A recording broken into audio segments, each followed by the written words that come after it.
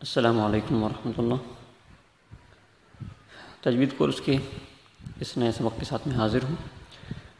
آج ہم نورانی قاعدے کی تختی نمبر 1 میں حروف مفردات یعنی کہ حروف تہجی کو پڑھیں گے، اور ہم حرف ضاد تک پڑھ چکے تھے۔ آج اس سے آگے پڑھیں گے انشاءاللہ۔ آگے پہلے پڑھ لیتے ہیں۔ طا، ظا،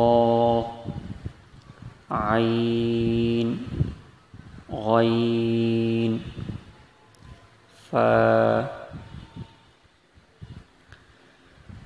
طا جو ہے اس کا ساؤنڈ ٹی ہے۔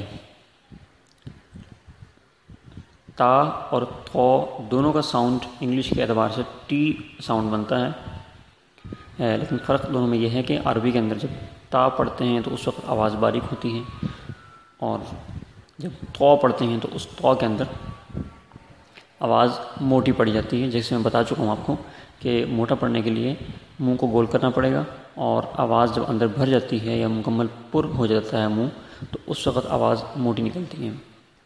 تو ٹی ساؤنڈ ہی ہے اس کا، کوئی زیادہ مشکل یا پیچیدہ حرف نہیں ہے یہ۔ تو اور چونکہ اس کے ساتھ صرف ایک الف لگا ہوا ہے تو اس کو صرف ایک الف کے برابر کھینچ کر پڑھیں گے، زیادہ لمبا نہیں ہوگا یہ۔ آگے ظا ہے، تو ظا کے اندر ظا میں اور اس سے پہلے جو ہم پیچھے ضاد پڑھ چکے ہیں اس میں بہت ہی کم فرق ہے۔ وہ اتنا کم فرق ہے کہ عام بندہ جو ہے وہ اس میں فرق کرنا اس کے لیے بہت مشکل ہے۔ ان کے لیے آسان یہی ہے کہ اس کو تقریباً ضاد کی طرح ہی پڑھیں۔ دونوں کا ساؤنڈ زیڈ ہی ہے، جیسے میں بتا چکا ہوں پہلے کہ زال اور زا اور ضاد اور اب یہ ظا، ان سب کا ساؤنڈ انگلش کے اعتبار سے زیڈ ساؤنڈ بنتا ہے، لیکن عربی میں ہم اس کو پڑھتے ہیں تو چونکہ حرف مختلف ہیں تو ان کی آوازیں بھی تھوڑی تھوڑی مختلف ہیں۔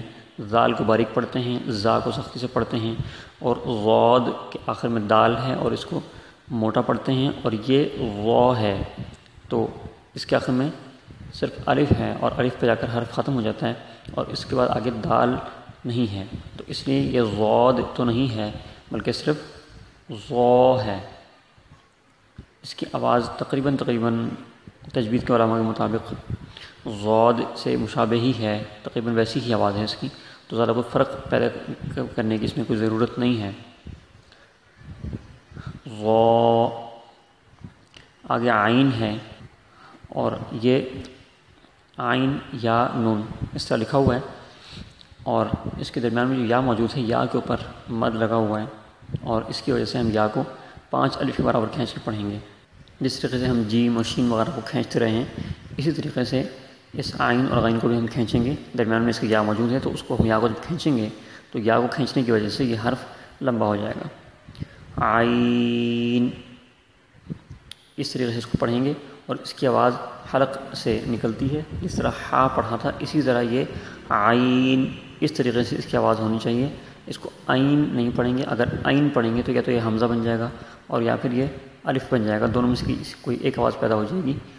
لیکن چونکہ یہ الگ حرف ہے اور اس کی آواز مختلف ہے کافی، تو یہ اس کی آواز عین اس طریقے سے واضح اور گلے سے نکلتی ہوئی ہونی چاہیے، عین نہیں ہونی چاہیے۔ تھوڑی سی کوشش کر کے اس کی آواز کو ٹھیک کیا جا سکتا ہے، مشق ضروری ہے۔ آگے غین ہے، غین کے اندر اس کو بعض لوگ گین پڑھتے ہیں۔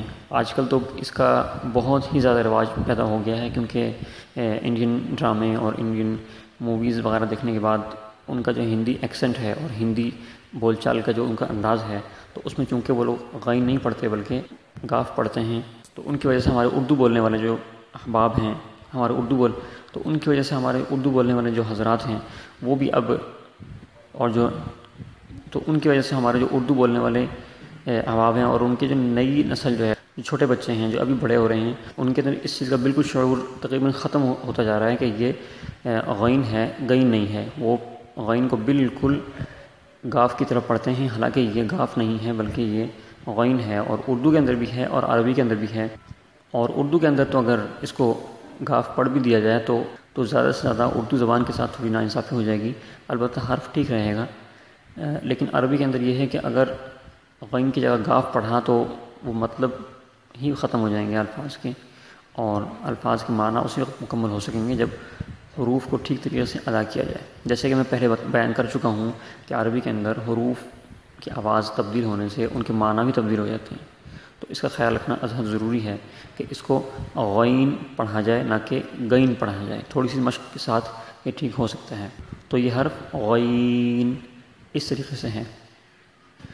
اس کے اندر شروع میں منہ تھوڑا سا گول ہوتا ہے، غو اس طرح پڑھا جاتا ہے، لیکن بعد میں چونکہ اس کے اندر آگے یا آ رہی ہے اور یا کے نیچے زیر بھی ہے تو اس وجہ سے اس کی آواز آگے جا کے باریک ہو جاتی ہے.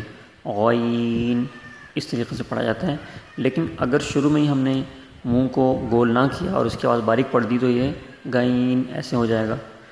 تو ہم نے نہ تو غین کو باریک ہونے دینا ہے اور نہ ہی یا کو موٹا ہونے دینا ہے. دونوں چیزوں کا خیال رکھنا ہے. جو حرف موٹا ہے اس کو موٹا پڑھیں گے اور جو حرف باریک ہے اس کو باریک ہی پڑھیں گے. آگے فا ہے، نہایت ہی آسان حرف ہے اور انگلش کے ایف کا ساؤنڈ دیتا ہے یہ، اور نہایت ہی آسان طریقے سے اس کو پڑھا جا سکتا ہے. اور ایک الف کے برابر کھینچ کر اس کو پڑھیں گے فا اس طریقے سے. انشاءاللہ کل آگے پڑھیں گے. دعا میں یاد رکھیے. السلام علیکم ورحمۃ اللہ.